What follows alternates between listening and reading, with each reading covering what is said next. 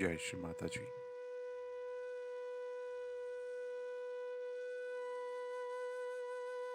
Let us all bow down to Shri Mataji. She is our Mother Kundalini and Foot Bandhan.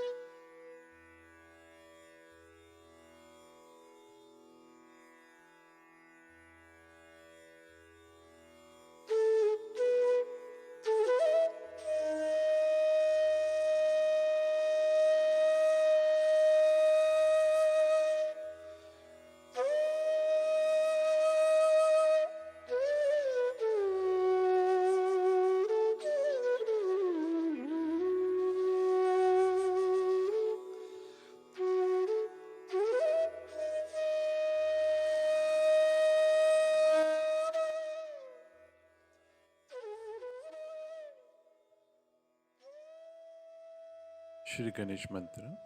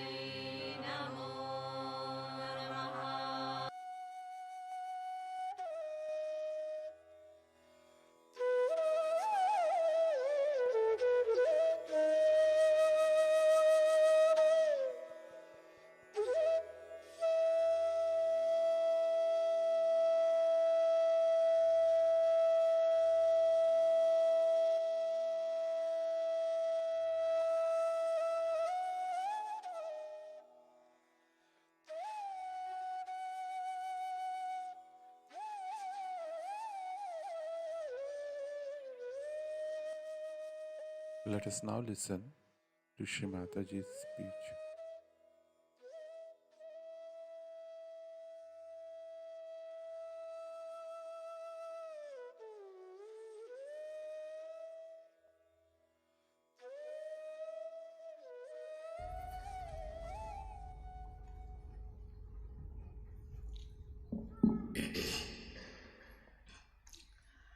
I bow to all the seekers of truth.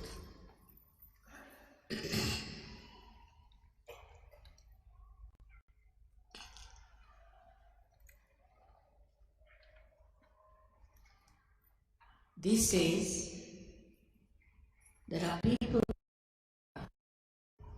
going all over the places to find out the enlightenment.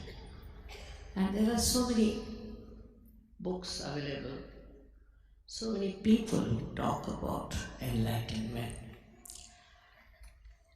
And this is only in this special age, which I call as the blossom time, is happening.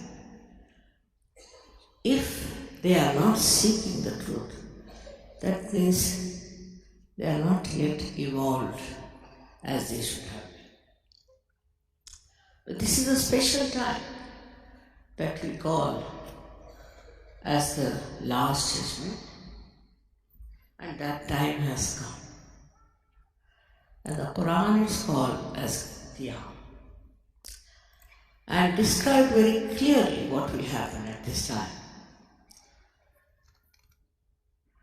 All these have been indicated in all the books which are, I would say, mystical, or who we can call as religious, whatever you may call it, the mystic part. They have all indicated this time, by the end of this century, this should happen. And this has bewildered many people. They are going hither and thither, getting into problems. As it's very embarrassing what Dr. Derek Lee has told. It's a fact that I went to Russia and a scientist came forward. And he said that, "Mother, I have seen your photographs." And it says so much, because I haven't seen more than one line showing. It was very embarrassing. The whole thing was very embarrassing for me. And he said, "I've proved it now through all equations and everything." And he showed me the book, which is in Russian land, and all mathematical calculations, that one has to go to a vacuum state, a physical vacuum state, for reality to be understood. It was, I think, too much of science in it. But whatever it is, all these ideas, say of Quran, of Bible, of other religious books, all the religious books from India, could be called as a myth, and they were treated as myths. Many people thought it was just a myth, and they said, "No use believing in all these things, there's no thing." And also, through these books, people have been misled to do wrong things. So the whole thing got challenged also in a way that is not practical, is not beneficial, is not. But when it becomes a real experience, you may call it subject, you may call it anything, but when it becomes a real experience, then you start believing in it as reality. But if a scientist proves it, which is scientific knowledge, then I don't know what to say. Then it really becomes the fact. And when it becomes the fact, it becomes the science. Science can be challenged. First of all, science is immoral. It is not bothered as the science as it exists today. If they create atom bombs, they create other things destructive and use it for wrong purposes, there is no binding force on the scientist. They can do whatever they like. And people can use it the way they want to use it. But when it comes to divine force, the science is perfect, I must tell you. You cannot challenge that science. You cannot. Everything that you know through the science of Sajava, you can easily verify it. For example, firstly, it is said that your physical elements disappear. It's a fact. Without any money, without any fees or anything, just you get cured of your troubles. And when you get cured of your troubles, then you are amazed how through your own power you have been cured. But it happens, it has happened. You know, we have many doctors here. English doctors not easy to convince. And they have seen with their own experience that many patients who were supposed to be incurable are. They have seen that many drug addicts got all right overnight. How? Without paying for it, without taking any medicine, just through their own power of Kundalini. Now this power of Kundalini was known all over the world because I find in their museums Kundalini drawn in the triangular bone, even in Sweden also. But I should say it's in Finland also. Then also, I went to Ukraine in their museum. There are all pictures of these chakras and of the Kundalini. And in a far-fetched place like Bolivia, where we could not reach there even by air about, I think, 6 years back, you find the pictures of Kundalini. And Colombia, the ancient Colombia, had created statues in which Kundalini was the main thing. So somebody must have told them, or they might have known about it. But somebody went from Italy to Bolivia, and the Bolivian people said, we know all about it, yes, we know. But we don't know how to raise the Kundalini. And now there are, I think, 8,000-9,000 people in that far-fetched place of Bolivia who have got their realization. For which you don't have to pay, is the main thing one should understand.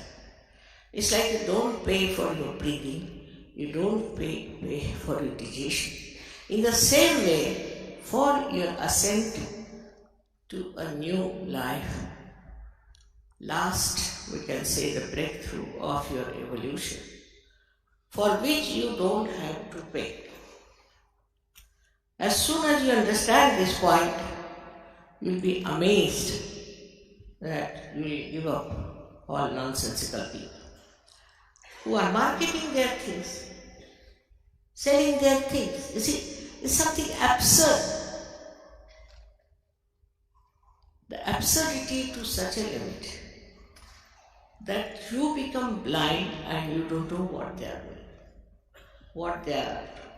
I don't want to listen to anybody who wants to tell you the truth. Now, if we have to see for our own ascent, as they say in Quran, Miraj, in India, this thing is called as self-realization, Atma Darshan, or you can call it Atma Sakshatkar. If you really want it, it's very easy and has to be easy because it is so vital. And when that works out, you actually experience it, and it can be tallied with a description of it. The trouble is we are so mental. We want to derive everything on a mental level. Now, thank God the scientist has found out something for your mind to go round and round and round and reach the point. Because I think sometimes this mind, which is filled with all kinds of false ideas sometimes, slightly right ideas or sometimes real ideas, they go on bombarding in your head. And this scientist has said that you have to go to the vacuum, which Jung has described as thoughtless awareness, to become thoughtless. When you become thoughtless, then you can see, feel reality. So what happens? How do we get thought? When we go to some place, we see something, immediately we react. That's our habit. This can be also proved scientifically. Why always react? Either we react towards it or we absorb it. So all the time our mind is working, and it is a wobbly mind. You are all the time bothered with it, and the modern times are the worst. Though this is a special time, as I said, because this is the time when people think the most. And this thinking goes on acting in such a way that they suffer from all kinds of diseases. Also, sometimes this mind doesn't tell you that this is wrong, that is wrong. You go on doing things, for example, Hitler, how he behaved, how he killed so many people, but he never realized he was doing something wrong. Never. Ultimately, he killed himself because he was afraid that he'll be caught, but not that he repented. So they go on doing wrong things all the time without knowing that they are doing wrong things. Now to say this is sin, that is sin, only fills people with fear, that's all, and guilt. But actually, when you become the self, in the light of the self, you know what is right and what is wrong, what should be avoided, what is not beneficial for you. You just know, because you know about yourself. You get the self-knowledge. That is, you can feel your centers are being told to you on your fingertips. This again is said in the Quran, that at the time of Qiyamah, the last judgment, your hands will speak. But whole thing gets perverted sometimes by using it for a wrong purpose. That's how we have destroyed sometimes the real knowledge, the subtle knowledge of our being. It's nothing to stand for hours together on one leg in Himalayas, torturing your body. You don't have to torture your body at all. People think that if you have to perfect yourself, you must torture. This body is the temple. What is the use of building temples after temples when you cannot build your own temple? This body is the temple, and why should you torture this? You must look after this body. Look after with love, with respect. And then only you will realize how important it is to have a body. All these funny ideas, of renunciation and all, false kind of approach is not going to help. My daughter was coming from India. She said there were some queer people traveling with us in first class. So they wouldn't allow the air hostess to come and serve them because they cannot allow the air hostess to talk to them. So I said, did you talk to them? I said, how could I? I'm a woman. Who would talk to me? Because she's a woman, nobody would talk. Then sat on the ground. There's no ground, but they wouldn't sit on the chair and eat the food. For what? Because they are renouncing everything. I think they have renounced their brains. That's what it is. All kinds of stupid things people do. For what? To achieve that state of tranquility, the state of self-realization, of self-knowledge. But just think of it, which is what has to happen inside. What's the use of doing something outside? Unnecessarily making a mess of yourself and of others. It is absurd the way people try to understand that by troubling your body, by making a mess of your body, making a mess of the whole society, that you can achieve something which is so subtle and beautiful.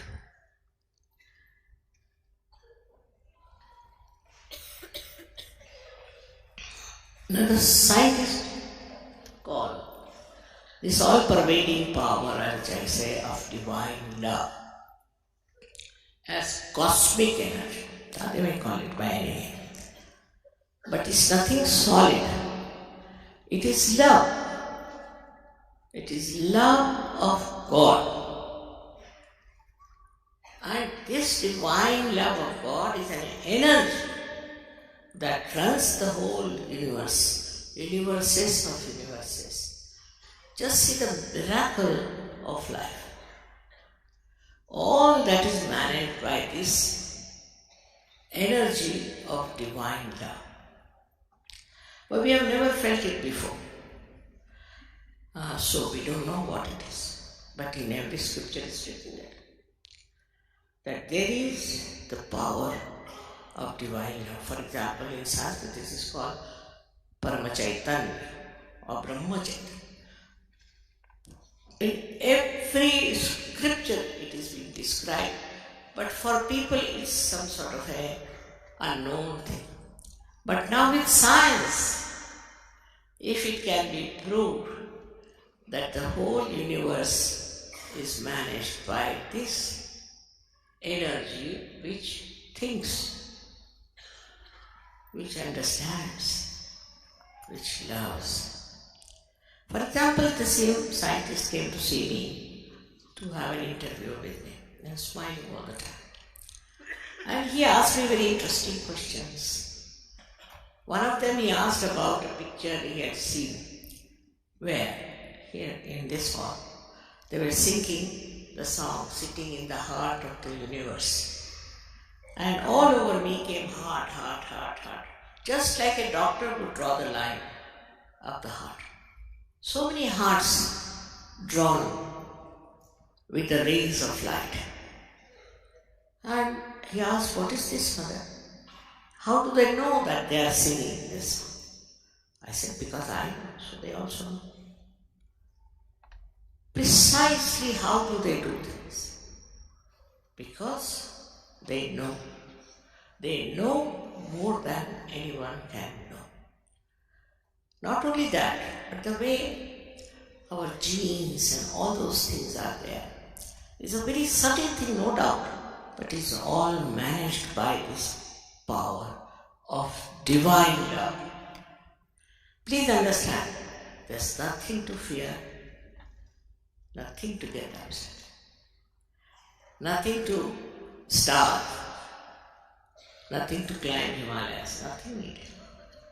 This power loves, and it is around you. Here it is.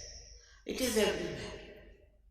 And it pulsates, it vibrates, it creates everything. Also, the scientist told me about Einstein, who said that all these ideas come to me not from within but from without, as if somebody is pouring these ideas into me. And he said, I felt the same way, and so many scientists feel that. Surprisingly, in Russia, the scientists are very open-hearted. And at the time of Stalin, they were all arrested and put in a place called Novosibirsk, where they were living. And there they developed, you see, this subtle side, because they were not allowed very much to do other things. So they developed the subtler side of human beings. And there they found out also about auras. He's one of them. Auras, that human beings have auras, and from the auras you can diagnose their disease. But now, after seeing my photographs and all that, he has reached the proper conclusions, surprisingly, and I hope I'll be saved from all kinds of people who criticize Sahaja Yoga as a cult or this and that. It is not. It's a living process. Whether you are a Hindu, Muslim, Christian, anything is meant for you, and it is your right, your birthright to have it. And then after that, once you get the sprouting of the seed, you must allow the seed.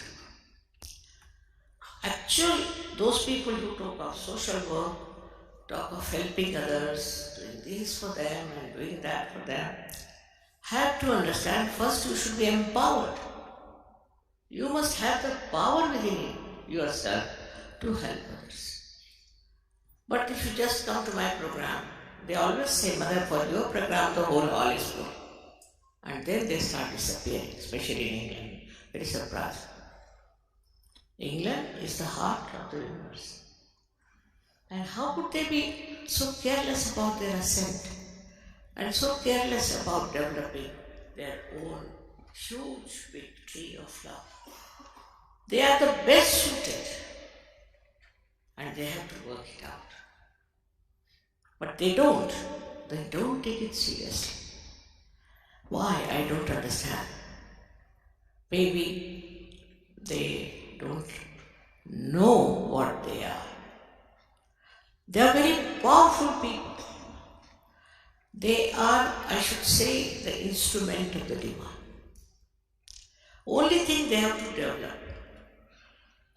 But they stick on to this or stick on to that, then you can't grow. This is a seed already placed within you, undisturbed, unspoiled. Only thing is, a little water of love has to be poured on it. Then the seed sprouts. And when the seed sprouts, it rises. The primule sprouts out into, and it rises, goes up, and comes out of your fontanel bone area, which is called as Brahmaranga in Sanskrit language, meaning the whole to feel the Brahma, the all-pervading. I've seen people who know also Sanskrit very well. They are running their organizations, but they don't know anything about Kundalini. It's very surprising. What do they read? I don't know. And if you go to them, they'll argue so much with you that you feel like running away from.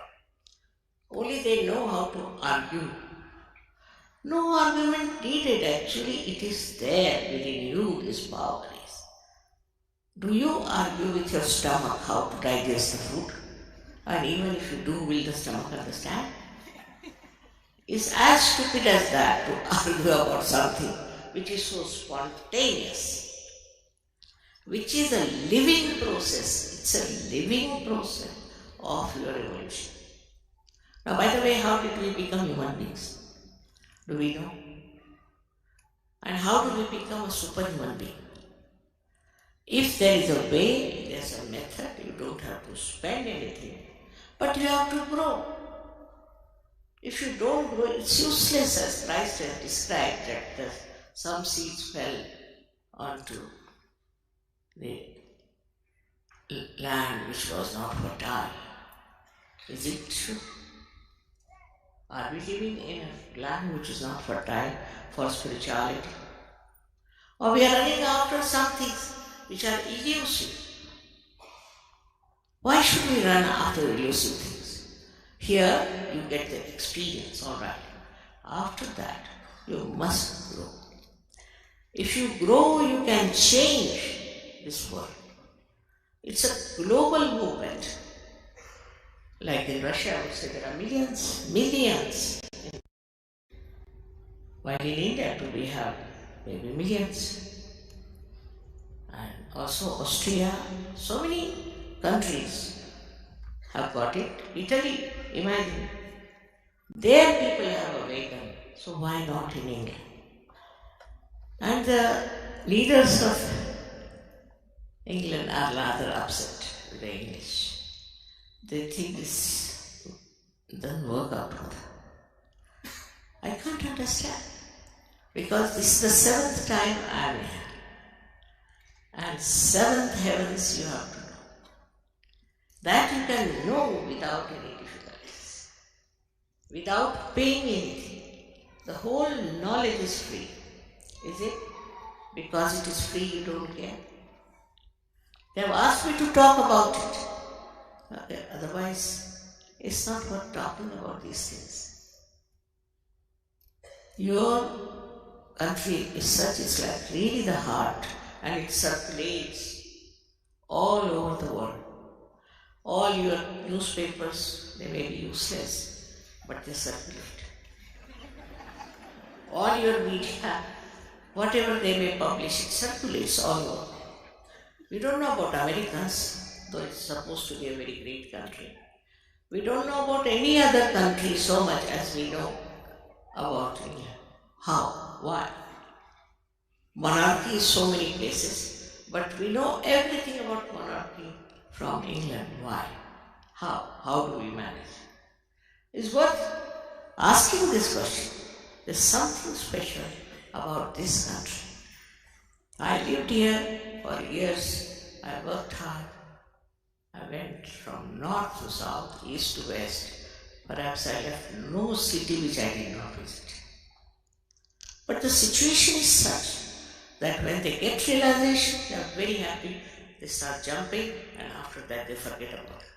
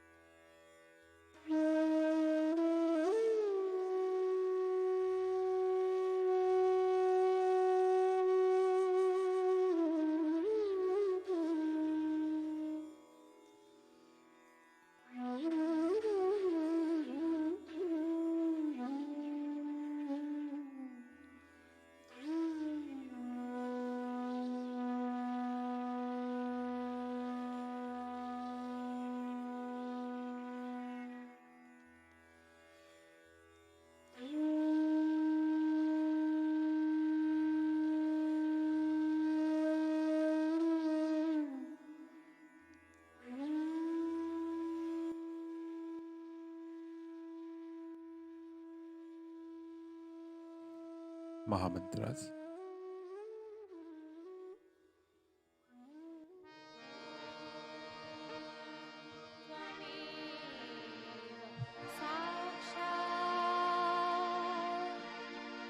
Shri Mahalakshmi Mahasaraswati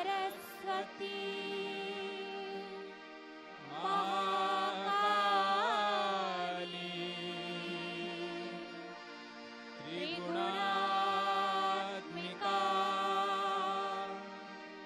kundalini साक्षात् श्री आदिशक्ति माताजी श्री निर्मला देवे नमो नमः। ॐ त्वमेव श्री कल्की साक्षात् श्री आदिशक्ति माता जी श्री निर्मला देवे नमो नमः। ॐ त्वमेव साक्षात् श्री कल्की साक्षात् श्री सहस्रार स्वामिनी मोक्ष प्रदायिनी माता जी श्री निर्मला देवे नमो नमः। श्री निर्मला देवे नमो नमः। श्री निर्मला देवे नमो नमः।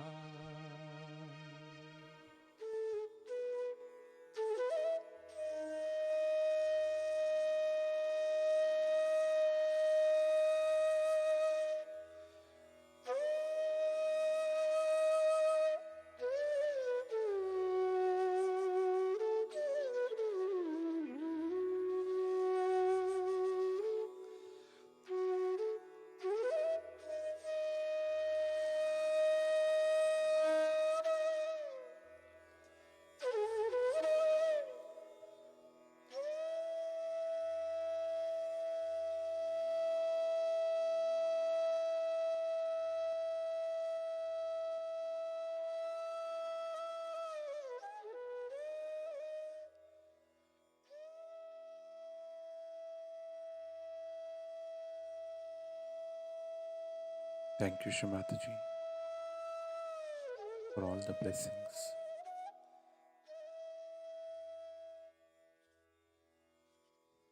Let us all bow down to Shri Mataji, raise our Mother Kundalini, and put Bandhan.